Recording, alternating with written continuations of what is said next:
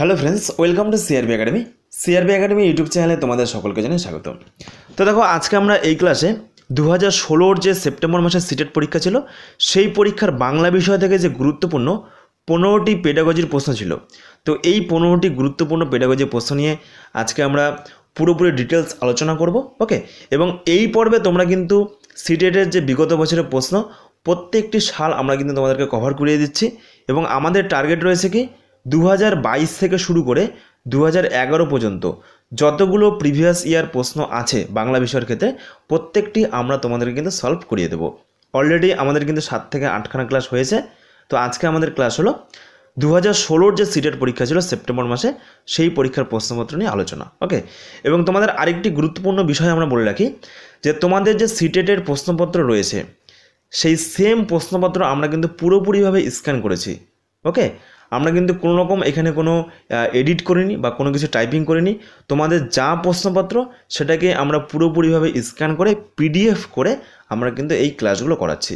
তো সেক্ষেত্রে দেখবে যেমন দেখো, এই 4 নম্বর প্রশ্নটা কিন্তু পুরোপুরি এক লাইনে রয়েছে, তো তার জন্য কিন্তু একটু ছোট করতে হচ্ছে এবং তোমাদের কিন্তু এগুলো একটু অ্যাডজাস্ট করে নিতে হবে। ওকে, যেহেতু আমরা ডিরেক্ট একেবারে প্রশ্নপত্রটাকে ছবি তুলে স্ক্যান করে PDF বানিয়ে তোমাদেরকে পড়াচ্ছি, তো সেক্ষেত্রে তোমরা কিন্তু বুঝতেও পারছো যে সিটেটের যে একদম ডিরেক্ট প্রশ্নপত্রগুলো কী টাইপের ছিল, কেমনভাবে অপশন ছিল, অপশন কী টাইপের ছিল। দেখো, এখানে কিন্তু অপশন 1 2 3 4 করে করা। ওকে, এখানে কিন্তু এই ABCD করে করা নেই, 1 2 3 4 করে করা, এবং সেভাবেই আমরা কিন্তু একেবারে ছবি তুলে করাচ্ছি।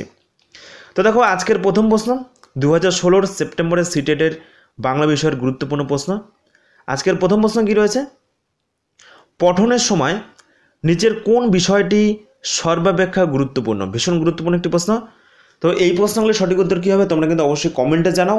তারপরে আমার বলা উত্তরের সঙ্গে মিলিয়ে দেখো যে তোমাদের কতগুলো প্রশ্ন উত্তর ঠিক হচ্ছে এবং কতগুলো প্রশ্ন উত্তর ভুল হচ্ছে। তো দেখো, প্রশ্ন কী বলেছে? পঠনের সময় বা পড়ার সময় একজন শিক্ষার্থীর কাছে এই 4টে অপশনের মধ্যে কোন বিষয়টি সবথেকে বেশি গুরুত্বপূর্ণ? অপশন এ, পাঠ্য বিষয়ে সব শব্দগুলো পড়া, নাকি পাঠের অর্থ বুঝে নেওয়া, নাকি সাবলীলভাবে পড়া, নাকি উচ্চ কণ্ঠে মানে খুব জোরে জোরে পড়া। তো এই যে 4টা অপশন রয়েছে, এই 4টে অপশন আমি তোমাদেরকে একটু বুঝিয়ে দিই। প্রশ্ন বলেছে পঠনের সময় বা পড়ার সময় একজন শিক্ষার্থী বা একজন ছাত্রকে এই 4টে অপশনের মধ্যে কোন বিষয়ে সবথেকে বেশি গুরুত্ব দিতে হবে বা কোন বিষয়টি সবথেকে বেশি গুরুত্বপূর্ণ। প্রথম অপশন, পাঠ্য বিষয়ে সব শব্দগুলো পড়া, অর্থাৎ পড়ার মধ্যে যেসব বিষয়গুলো থাকবে, যেসব শব্দগুলো থাকবে প্রত্যেকটি শব্দ সুন্দর করে পড়া, এটি বেশি গুরুত্বপূর্ণ, নাকি পাঠের অর্থ বুঝে পড়া, অর্থাৎ একজন শিক্ষার্থী যা পড়ছে তার অর্থটাকে বুঝে পড়ছে, নাকি এটা গুরুত্বপূর্ণ, নাকি কি বলেছে সাবলীলভাবে পড়া মানে খুব সুন্দরভাবে সুন্দর উচ্চারণ করে পড়া, নাকি এটা বেশি গুরুত্বপূর্ণ যে কি উচ্চ কণ্ঠে পড়া মানে খুব জোরে জোরে পড়া? তাহলে কোনটা সবথেকে বেশি গুরুত্বপূর্ণ বলে তোমার মনে হচ্ছে এই 4টে অপশনের মধ্যে? তো দেখো, আমি তোমাদেরকে উত্তর বলে দিই যে পঠনের সময় এই 4টি বিষয়ের মধ্যে সবথেকে বেশি গুরুত্বপূর্ণ এটা কি পাঠের অর্থ বুঝে নেওয়া, অর্থাৎ পড়ার সময় কিন্তু একজন শিক্ষার্থীকে সেই পড়ার মধ্যে কি অর্থ রয়েছে সেই অর্থটাকে কিন্তু বুঝে বুঝে পড়া সবথেকে বেশি গুরুত্বপূর্ণ কিন্তু এটা। তাহলে অপশন 2 হয়ে যাবে এই প্রশ্নের সঠিক উত্তর। ওকে, তো দেখো, এই যে পেডাগজির প্রশ্নগুলো এগুলো কিন্তু ভীষণ গুরুত্বপূর্ণ, কারণ এগুলো অলরেডি সিটেটের প্রিভিয়াস ইয়ারের প্রশ্ন, এবং আশা করা যায় তোমাদের WBTET পরীক্ষাতে কিন্তু এইখান থেকেই প্রশ্নগুলো হুবহু কমন পাবে বা হুবহু কিন্তু কপি করা হবে। ওকে, তো এরপরে দেখো নেক্সট 2 নম্বর প্রশ্ন কি রয়েছে, যে শিশু সাহিত্য পত্রিকা থেকে একটি গল্প পড়াকে কি বলা হবে? এটাকে গভীর পাঠ বলা হবে, নাকি পুঙ্খানুপুঙ্খ পাঠ বলা হবে, নাকি ব্যাপক পাঠ বলা হবে, নাকি অগভীর পাঠ বলা হবে? তো দেখো, মনে রাখবে যে ব্যাপক পাঠ মানেই হলো কি শিশু সাহিত্য পত্রিকা থেকে একটি গল্প পড়ার বিষয়। ওকে, অর্থাৎ পত্রিকা থেকে একটি গল্প পড়াকে বলা হয় ব্যাপক পাঠ। তাহলে অপশন 3 হয়ে যাবে এই প্রশ্নের সঠিক উত্তর। একজন শিক্ষিকা শিক্ষার্থীদের সঙ্গে নির্বাক সংযোগ স্থাপন করছেন। নির্বাক মানে না বলা। ওকে, বাক মানে বলা এবং নির্বাক হচ্ছে বাকের উল্টো বা বিপরীত, নির্বাক।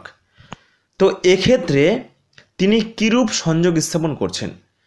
তো সবসময় মনে রাখবে যে নির্বাক সংযোগ স্থাপন মানে হচ্ছে অবাচনিক, নির্বাক, নির্বাক মানে হচ্ছে অবাচনিক সংযোগ স্থাপন, নন ভার্বাল।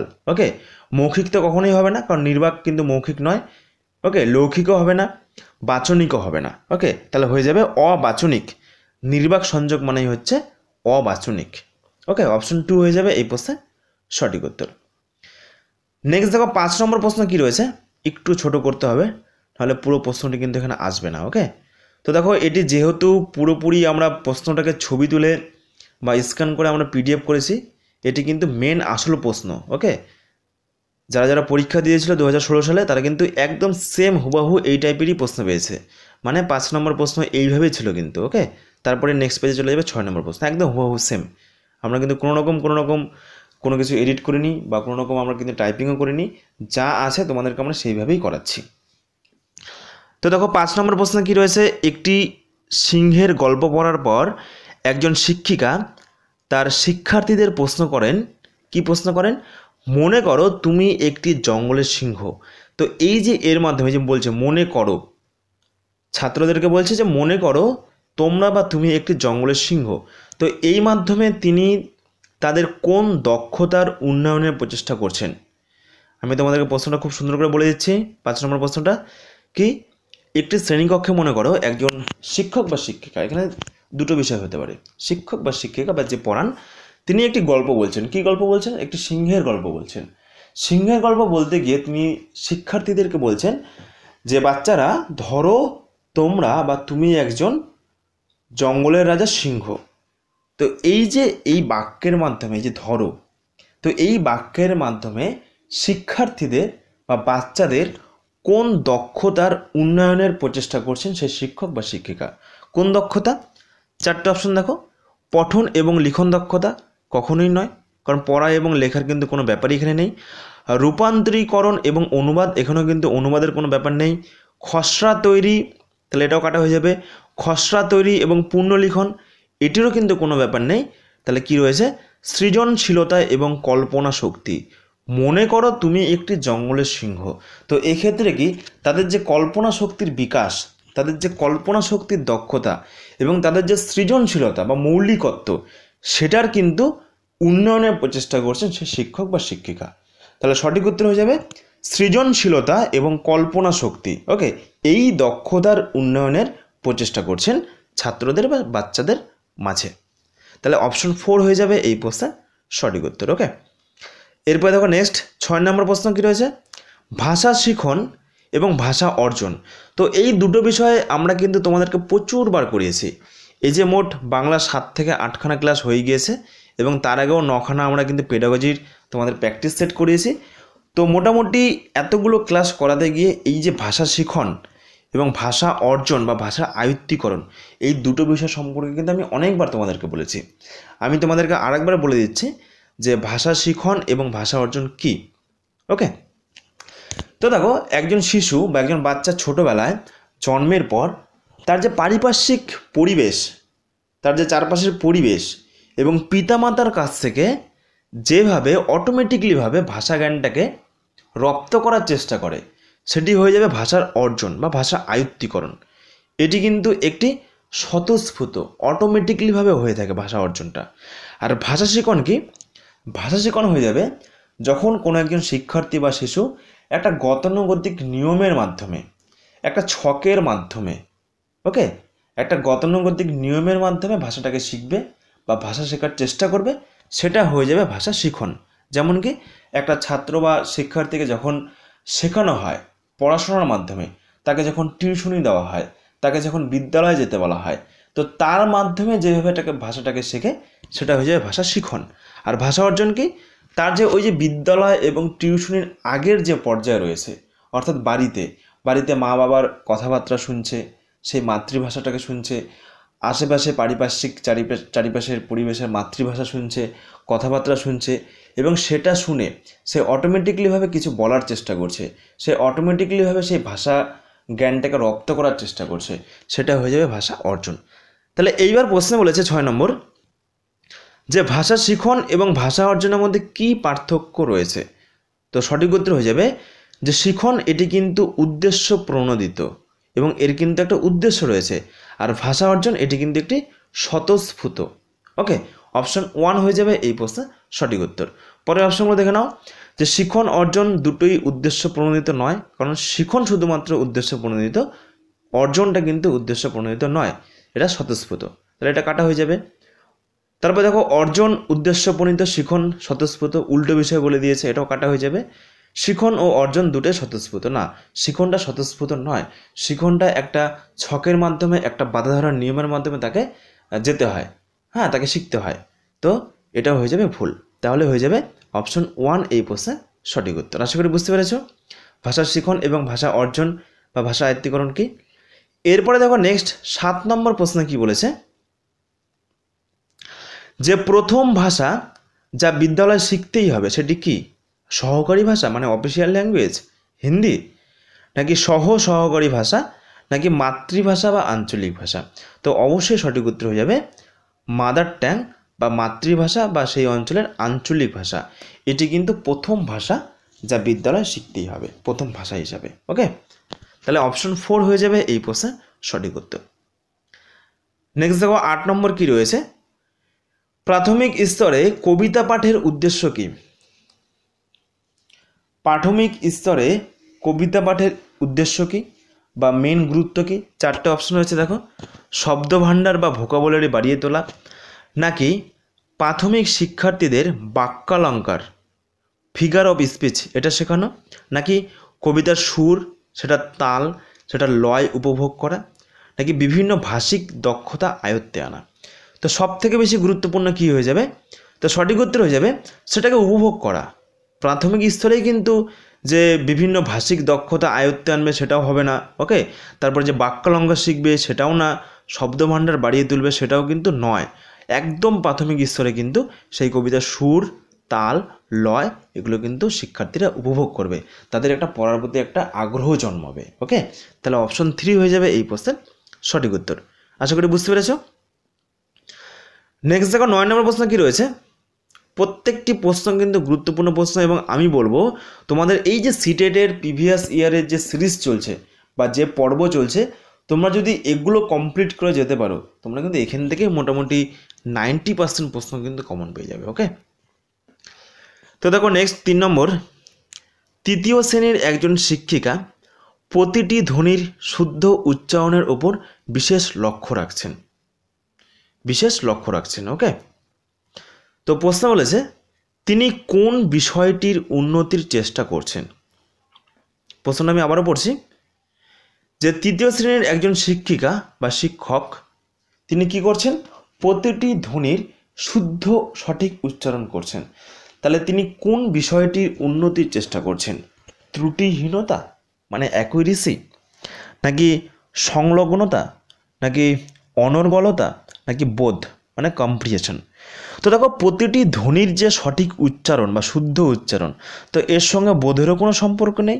ওকে, অনর্গল বা অনর্গলতা এর সঙ্গে কোনো সম্পর্ক নেই, সংলগ্নতা এর সঙ্গে কোনো সম্পর্ক নেই, সম্পর্ক রয়েছে কার? ত্রুটিহীনতা বা অ্যাকুরেসি, শুদ্ধ সঠিকভাবে, তার মধ্যে কোনো ত্রুটি থাকবে না। দেখো বলেছে প্রশ্নের মধ্যে বলেছে শুদ্ধ উচ্চারণ মানে অশুদ্ধ নয়, ত্রুটি নেই, ত্রুটিহীনতা, তাহলে তিনি ত্রুটিহীনতা এর উপর কিন্তু খেয়াল রাখছেন বা এই বিষয়ের উন্নতির তিনি কিন্তু চেষ্টা করছেন। ওকে, তাহলে অপশন 1 হয়ে যাবে এই প্রশ্নের সঠিক উত্তর, এবং এই প্রশ্নটিও তোমাদের পরীক্ষার জন্য কিন্তু ভীষণ ভীষণ গুরুত্বপূর্ণ। নেক্সট দেখো 10 নম্বর কি রয়েছে, যে নিচের কোনটিতে সূক্ষ্ম শারীর সঞ্চালন দক্ষতা, যাকে ইংরেজিতে বলা হয় motor skill, fine motor skill প্রয়োজন? নিচের কোনটিতে মোটর স্কিলের প্রয়োজন?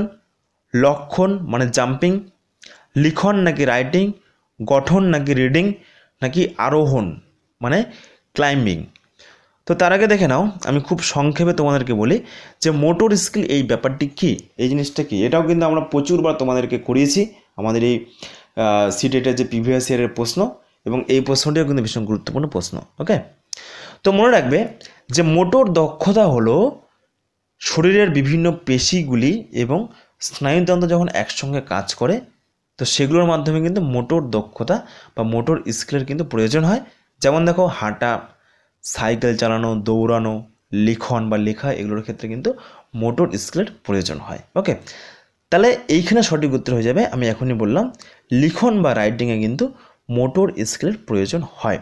তাহলে অপশন 2 হয়ে যাবে এই প্রশ্নের সঠিক উত্তর। সূক্ষ্ম শারীর সঞ্চালনের দক্ষতার কিন্তু প্রয়োজন লিখনে। ওকে, নেক্সট দেখো 11 কি রয়েছে, প্রতিক্রিয়া বা ফলাফল বোঝার প্রয়োজনীয়তা কি, মানে ফিডব্যাক নেওয়ার কি দরকার রয়েছে। তো এক্ষেত্রে কিন্তু প্রত্যেকটা প্রশ্ন গুরুত্বপূর্ণ এবং এক্ষেত্রে কোন বিষয়টা প্রাসঙ্গিক আমি তোমাদেরকে বলে দিচ্ছি। যেমন দেখবে একটি শ্রেণীকক্ষে যখন একজন শিক্ষক বা শিক্ষিকা পড়াবেন কোনো বিষয় নিয়ে, তখন তিনি কিন্তু ফিডব্যাক নেবেন, তিনি কেমন পড়াচ্ছেন, আদৌ ছাত্রছাত্রীরা সেটা বুঝতে পারছে কিনা, তো সেই বিষয়ে তিনি কিন্তু ফিডব্যাক নেবেন। তো এই যে ফিডব্যাক বা প্রতিক্রিয়া, এটি নেওয়ার কারণ কি বা এর প্রয়োজনীয়তা কি রয়েছে, 4টে অপশন রয়েছে। দেখো প্রথম অপশন দেখো, শিক্ষার্থীর শিক্ষণের উন্নতির জন্য, নাকি অভিভাবক যাতে শিক্ষার্থীকে গৃহকার্যে সাহায্য করতে পারে এবং পরীক্ষার জন্য প্রস্তুত করতে পারে, নাকি শিক্ষিকার শিক্ষণ পদ্ধতির উন্নতির জন্য। তাহলে এগুলো কিন্তু একটাও নয়, শিক্ষার্থীর শিক্ষণের উন্নতির জন্যও হবে না, সবথেকে বেশি প্রয়োজন এটা নয় ফিডব্যাকের। ওকে, অভিভাবক যাতে শিক্ষার্থীকে গৃহকার্যে মানে হোমওয়ার্ক, এটাও কিন্তু নয়, শিক্ষিকার শিক্ষণ পদ্ধতি এটাও নয়। তাহলে সঠিক উত্তর কী হয়ে যাবে, যে শিক্ষিকা এবং শিক্ষার্থী উভয়ের উন্নতির জন্য একজন শিক্ষিকা তিনি কিন্তু ফিডব্যাক নেবেন। এক্ষেত্রে কিন্তু দুইজনেরই উন্নতির জন্য, অর্থাৎ শিক্ষিকা কেমনভাবে পড়াচ্ছেন সেটাও তিনি বুঝতে পারবেন ফিডব্যাকের মাধ্যমে, এবং একজন শিক্ষার্থী তিনি সেই শিক্ষিকার পড়াটা কতটা ভালো করে বুঝতে পারছে সেটাও কিন্তু বোঝা যাবে। অর্থাৎ এখানে সবথেকে বেশি গুরুত্বপূর্ণ এই ফিডব্যাক বা প্রতিক্রিয়া নেওয়ার প্রয়োজনীয়তা রয়েছে শিক্ষিকা এবং শিক্ষার্থী উভয়ের উন্নতির জন্য। ওকে, তাহলে অপশন 4 হয়ে যাবে এই প্রশ্নের সঠিক উত্তর। আশা করি বুঝতে পেরেছ। নেক্সট দেখো আরেকটি ভীষণ গুরুত্বপূর্ণ প্রশ্ন, যে প্রাথমিক পর্যায়ের শিক্ষার্থীর গঠন শিক্ষার জন্য নিচের কোনটির ব্যবহার সর্বাপেক্ষা উপযুক্ত। কি বলেছে, প্রাথমিক পর্যায়ের শিক্ষার্থীর গঠন শিক্ষার জন্য নিচের কোনটি ব্যবহার সর্বাপেক্ষা উপযোগ্য। তো এক্ষেত্রে কিন্তু বিভিন্ন যে শিক্ষণ উপকরণ রয়েছে সেক্ষেত্রে কিন্তু এগুলো উপযুক্ত, তার মধ্যে বিভিন্ন ভাগ রয়েছে। যেমন দেখো ফ্ল্যাশ কার্ড, নাকি বাস্তব উপকরণ, নাকি ফ্লিপ চার্ট, নাকি বই। তো এই 4টির মধ্যে কোনটি সঠিক উত্তর হবে, যে একজন প্রাথমিক পর্যায়ের শিক্ষার্থীর গঠন এবং শিক্ষার জন্য এই 4টির মধ্যে কোনটি সব থেকে বেশি দরকারি, মানে সহজ ভাষায় বলতে গেলে সব থেকে বেশি দরকারি। ফ্ল্যাশ কার্ড নয়, ফ্লিপ চার্ট এটাও নয়, বই এটাও নয়। তো সঠিক উত্তর হয়ে যাবে বাস্তব উপকরণ। তো বাস্তব উপকরণ কি, তো দেখো বাস্তব উপকরণ যেমন দেখো উদাহরণ দেখো গাছ, পাতা, জাতীয় পতাকা, ওকে, বই, পেন্সিল ইত্যাদি, এগুলো কিন্তু বাস্তব উপকরণের মধ্যে পড়ে। এবং বিভিন্ন মডেল, ছবি, চার্ট এগুলোও কিন্তু বাস্তব উপকরণের মধ্যে পড়ে। এবং এক্ষেত্রে এই বাস্তব উপকরণ প্রাথমিক পর্যায়ে শিক্ষার্থীদের কিন্তু গঠন শিক্ষার জন্য সর্বাপেক্ষা উপযুক্ত। ওকে, আশা করি বুঝতে পেরেছ। তাহলে অপশন 2 হয়ে যাবে এই প্রশ্ন সঠিক উত্তর। নেক্সট দেখো 13, এই প্রশ্নটি ভীষণ গুরুত্বপূর্ণ একটি প্রশ্ন, যে একটি শিশুর পঠন এবং লিখনের পড়া এবং লেখার উন্নতি সাধনের জন্য কোনটি সর্বপ্রথম পর্যায়। 4টে অপশন রয়েছে, সাক্ষরতা, পূর্ব সাক্ষরতা, উদয়মূল সাক্ষরতা, নাকি নব সাক্ষরতা। তো দেখো এই যে উদয়মূল সাক্ষরতা এর আরেকটা মানেই কিন্তু জরুরি সাক্ষরতা। দেখো ইমার্জেন্ট লিটারেসি মানে জরুরি সাক্ষরতা। তো একটি শিশুর পঠন এবং লিখনের উন্নতি সাধনের জন্য কোনটি সর্বপ্রথম পর্যায়। তো দেখো এই যে উদয়মূল সাক্ষরতা বা ইমার্জেন্ট সাক্ষরতা বা জরুরি সাক্ষরতা এটি কি। তো দেখো জরুরি সাক্ষরতা একটি শব্দ যা একটি শিশুর পড়া এবং লেখার দক্ষতার জ্ঞান ব্যাখ্যা করার জন্য ব্যবহৃত হয়। তারা কিভাবে শব্দ পড়বে, অর্থাৎ শিক্ষার্থীরা কিভাবে শব্দ পড়বে লিখতে শেখার আগে, অর্থাৎ লেখার আগে তারা কিভাবে শব্দ পড়বে এবং তারপরে সেই শব্দটাকে কি করে লিখবে। তো সেক্ষেত্রে কিন্তু এই যে ইমার্জেন্ট লিটারেসি এক্ষেত্রে সেগুলো কিন্তু শেখানো হয়। এটি একটি বিশ্বাসের ইঙ্গিত দেয় যে শিক্ষিত সমাজে অল্প বয়সী শিশু এমনকি 1 এবং 2 বছর বয়সীও সাক্ষর হওয়ার প্রক্রিয়া রয়েছে। তো এটি কিন্তু সর্বপ্রথম পর্যায় পঠন এবং লিখনের উন্নতি সাধনের জন্য ইমার্জেন্ট লিটারেসি।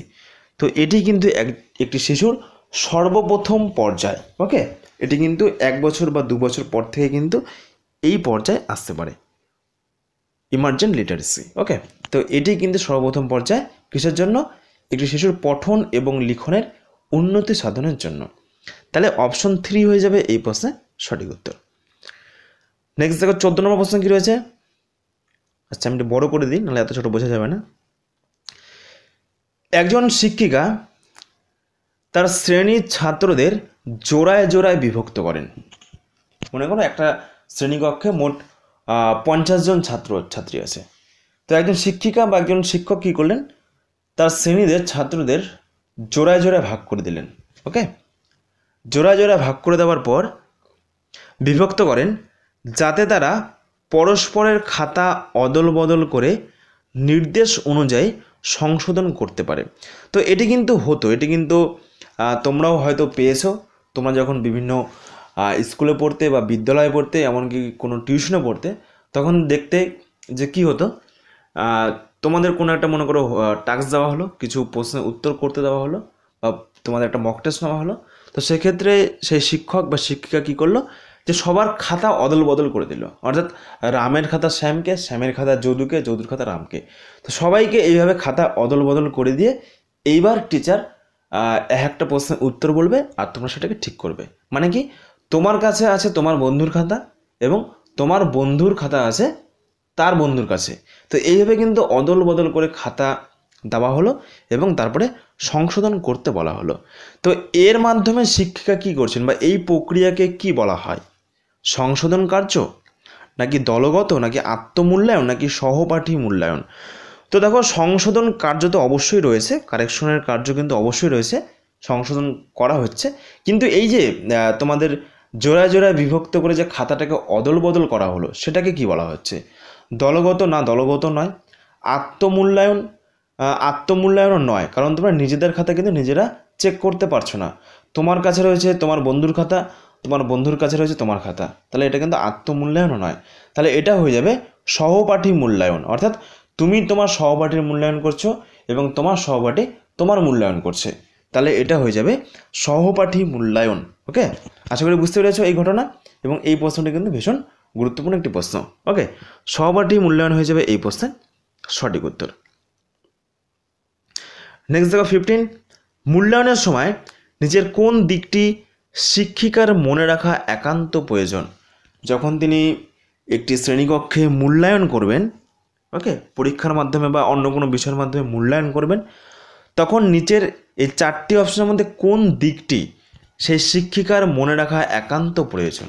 অপশন 1, একটি শিশুর উন্নতির সঙ্গে অন্যান্য শিশুদের উন্নতির তুলনা করা, নাকি শিশুটির উন্নতির সঙ্গে সৃজনশীল শিশুদের তুলনা করা, নাকি শিশুটির উন্নতির সঙ্গে তার পূর্বা অর্জিত শিখনের স্তরের তুলনা করা, অর্থাৎ সে আগে কত পেয়েছে বা তার আগের রেজাল্ট কেমন ছিল। মনে করো পরীক্ষার মাধ্যমে মূল্যায়ন করা হচ্ছে, অর্থাৎ সে আগের মাসে 100-র মধ্যে পেয়েছিল 60, এইবার সে পেল 70, অর্থাৎ সে কিন্তু 10% সে নিজেকে আপডেট করতে পেরেছে, বা 10% সে কিন্তু নিজেকে সংশোধন করতে পেরেছে। ওকে, তো এই যে এটাই বলেছে যে শিশুটির উন্নতির সঙ্গে তার পূর্বা অর্জিত, মানে তার আগের যে শিখনের তুলনা, সেই তুলনা করা, নাকি শিশুটির উন্নতির সঙ্গে তার স্বচ্ছন্দে কথা বলতে পারা, তাদের তুলনা করা। তো দেখো, মূল্যায়নের সময় কিন্তু একটি শিশুর উন্নতির সঙ্গে অন্য শিশুর উন্নতির তুলনা করা কিন্তু বাঞ্ছনীয় নয়। ওকে, এবং শিশুটির উন্নতির সঙ্গে সৃজনশীল শিশুদের তুলনা করা, এটিও কিন্তু বাঞ্ছনীয় নয়। এবং শিশুটির উন্নতির সঙ্গে যারা স্বচ্ছন্দে কথা বলতে পারে, এগুলোও কিন্তু প্রাসঙ্গিক নয়। তাহলে মূল্যায়নের ক্ষেত্রে কি হয়, শিশুটির উন্নতির সঙ্গে তার যে পূর্বা অর্জিত শিখনের স্তর, অর্থাৎ একটি শিশু আগে কেমন ছিল, এখন সে কেমন পারফর্ম করছে, আগে সে 1 মাস আগে কেমন পারফর্ম করছিল, ভালো না খারাপ, তার পরিপ্রেক্ষিতে এখন সে কেমন পারফর্ম করছে। তো এটি কিন্তু মনে রাখা একান্ত প্রয়োজন, এই দিকটাই। অর্থাৎ তাকে নিজেদের মধ্যেই কিন্তু মূল্যায়ন করতে হবে।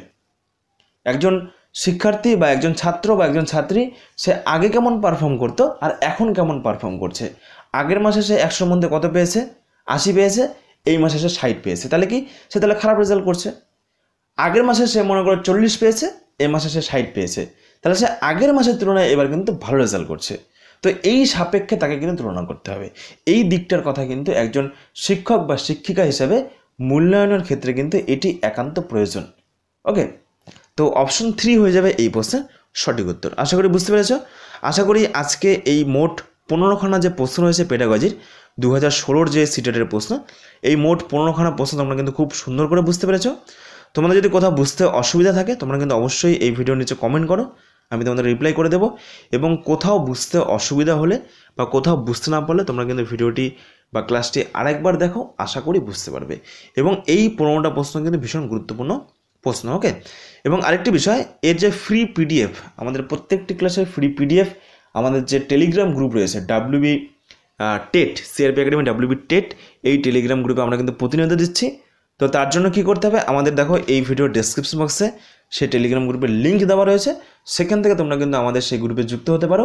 এবং প্রত্যেকটা ক্লাসে, শুধু বাংলা ক্লাস নয়, এরপরে তোমাদের দুপুর 12টায় CTP ক্লাস রয়েছে, ইংরেজি ক্লাস রয়েছে, পরিবেশ ক্লাস রয়েছে এবং রাত 10টায় ম্যাথের ক্লাস রয়েছে। প্রত্যেকটি ক্লাসের আমরা কিন্তু ফ্রি পিডিএফ আমরা কিন্তু আমাদের সেই টেলিগ্রাম গ্রুপে প্রোভাইড করে থাকি। অলরেডি আমাদের সেই টেলিগ্রাম গ্রুপে কিন্তু 16,000-এরও বেশি মেম্বার অলরেডি যুক্ত হয়েছে। তো তোমরা যদি এইসব ক্লাসে ফ্রি পিডিএফ পেতে চাও তোমরা কিন্তু আমাদের এই টেলিগ্রাম গ্রুপে যুক্ত হতে পারো। এই টেলিগ্রাম গ্রুপে ফ্রি পিডিএফের পাশাপাশি আমরা কিন্তু ফ্রিতে মক টেস্টও নেই। ওকে, এবং আমরা কিন্তু ফ্রি নোটও প্রোভাইড করে থাকি। যেমন গতকালই আমরা কিন্তু সিডিপির বিগত 10 বছরের যে সিটেটের প্রশ্ন রয়েছে পুরো বাংলা ভার্সন আমরা কিন্তু ফ্রি পিডিএফ আমরা কিন্তু দিয়েছি। ওকে, তো এই হলো আজকের ক্লাসটি ভালো লাগলে অবশ্যই লাইক করবে। এবং তোমরা নেক্সট কোন বিষয়ের উপর ক্লাস চাইছো, বাংলার পেডাগজি, ব্যাকরণ নাকি মক টেস্ট, অবশ্যই কমেন্টে জানাবে। আমরা কিন্তু নেক্সট সেই টাইপের ক্লাসগুলো আনবো। ধন্যবাদ।